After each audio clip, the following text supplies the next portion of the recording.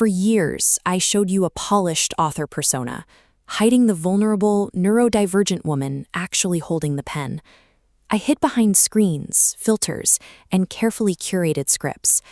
I relied on those barriers to bridge the gap between my camera shyness and the desire for genuine connection. This series documents my transition away from that performance. I'm moving toward a version of myself that exists without a script.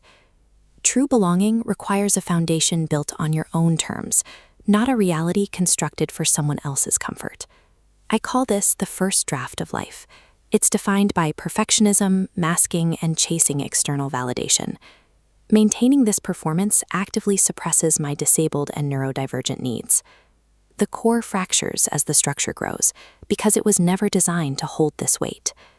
You might recognize this feeling in your own routines, the sensation of outgrowing a version of yourself that you built just to get through the day. A life held together by survival mechanisms eventually becomes a cage, leaving no room for actual growth. 3 months ago, I hit my Saturn return.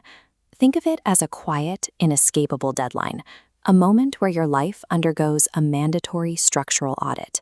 This graph shows the math of that audit. As you approach 30, your capacity to maintain a performative mask plummets, making the old ways unsustainable. At this intersection, my identity collapsed. I saw I had built on a foundation never meant to support me. That realization demands action. When you see foundation cracks, you must clear the site so something authentic takes root. Dismantling a life you were never supposed to build is the only way to discover what is actually worth keeping. That structural audit led me to a single, irreversible choice. I deleted 30,000 words from my thesis. I realized those pages were written to impress an academic committee. They followed the rules of a performance rather than the truth of the story. I should have been writing for the 14-year-old, neurodivergent girl who needed these stories, not for a panel of judges.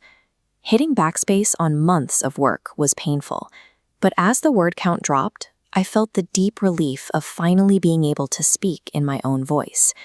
Creative unmasking requires you to sacrifice the work you did to survive, so you can find the voice you need to live. The blank space left behind by those deleted pages became the room my authentic voice needed to return. This season forces a meeting with your true self, stripping away the noise until only the essential parts remain. I'm moving forward with a new framework, Romantasy and Routine. By combining structure, softness, and everyday ritual, I am actively accommodating my disability and neurodivergence. Romanticizing reality means building a tailored sanctuary that actively supports the way your brain and body actually function. I'm inviting you to join me in this space as I navigate the messy, imperfect process of rebuilding after burnout.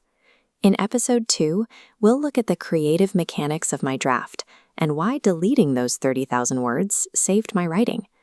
If you're ready to start building a life that actually fits you, subscribe and join our coven. Authentic living is a continuous, intentional process. It's about rewriting your reality, one page at a time.